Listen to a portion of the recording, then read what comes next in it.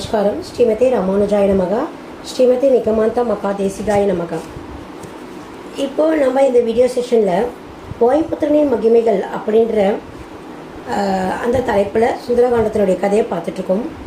இது வரைக்கும் நம்ம 34 எபிசோடில் முடிச்சிட்டோம். இப்போது 35வது எபிசோடில் இருக்கும். அரக்கர்களினால் இழுத்துச் செல்லப்பட்ட அனுமன் ஒரு வழியாக ராவணனது பெரிய அரண்மனையை வந்தடைந்தான். ஆழ்ந்த நித்திரையிலிருந்து தசமுகனை மட்டுமே இதுவரையில் கண்டிருந்த அனுமனின் கண்கள் இப்பொழுது அட்டகாசமாய் அவன் அரியாசனத்தில் அமர்ந்திருந்த அந்த கம்பீரமான கோலத்தை வியப்புடன் உள்வாங்கின.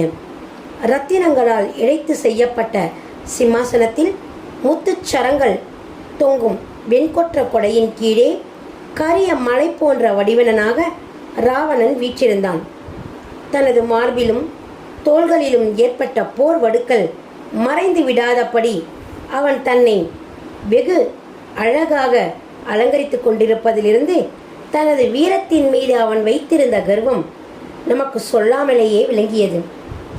10 தலைகளிலும் ஒத்தார் போல வளர்ந்திருந்த செந்நிற மயிர்களுக்கு இணையாக அவனது 20 விழிகளிலும் கடும் கோபத்தினால் சிவப்பேறி இருந்தன. தீவிழி விழுத்து அனுமனை எரித்து விடுவது போல பார்த்தான் ராவணன். அவனிடமிருந்து வெளிக்கிளம்பிய அந்த கோப அக்னி அவனது மனத்தின் கொந்தளிப்பை பறைசாற்றியது. செய்யத்தகாத காரியத்தை செய்துவிட்டு கம்பீரமாக ராவணன் அமர்ந்திருப்பதை பார்த்ததும் அனுமனுக்கும் கோபம் பொங்கிக் கொண்டுதான் வந்தது. அவன் சிந்தனை தாறுமாறாக ஓடியது. இந்த பிரம்மாஸ்திரத்தை துண்டு துண்டா சிதறடிச்சுட்டு இந்த காமாந்தகம் மேலே இப்போவே நான் பாயிறேன். அன்னைக்கு இவன் தூங்கிண்டு இருந்ததுனால தான் இவனை கொல்லாமல் விட்டுட்டேன்.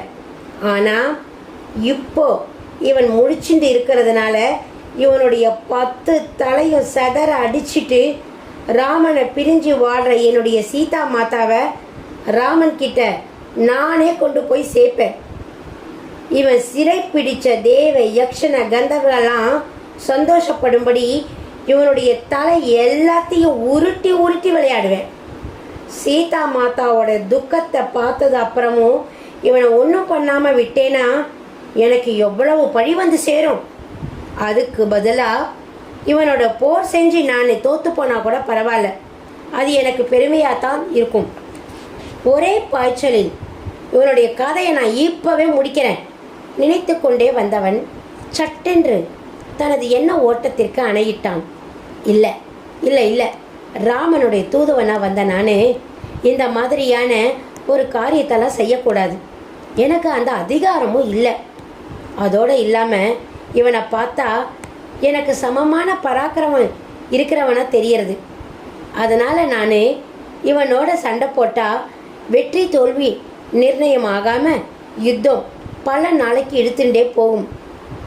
அதுக்குள்ளே 1 மாதம்தான் நான் உயிரோடு இருப்பேன்னு சொன்ன சீதா மாதா சொன்னபடியே தன்னுடைய உயிரை மாய்ச்சின்றாலும் மாய்ச்சின்றுவா.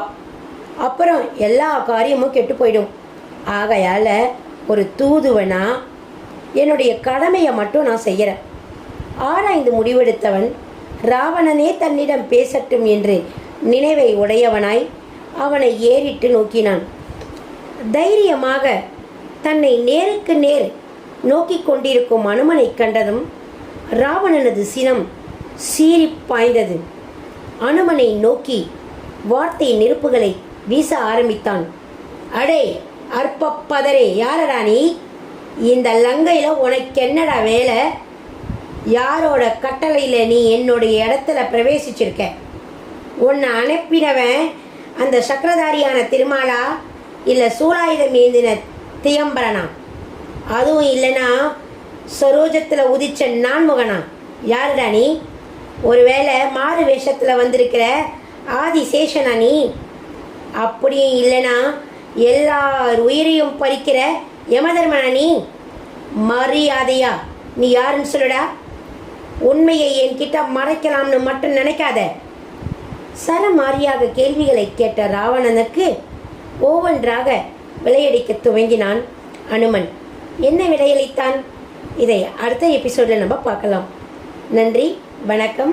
எல்லோரும் சப்ஸ்கிரைப் பண்ணுங்கள், லைக் பண்ணுங்கள், உங்களுடைய கமெண்ட்டை இன்பாக்ஸில் பதிவு பண்ணுங்கள். மிக்க நன்றி. மாலதி ராகவன், காஞ்சிபுரம்.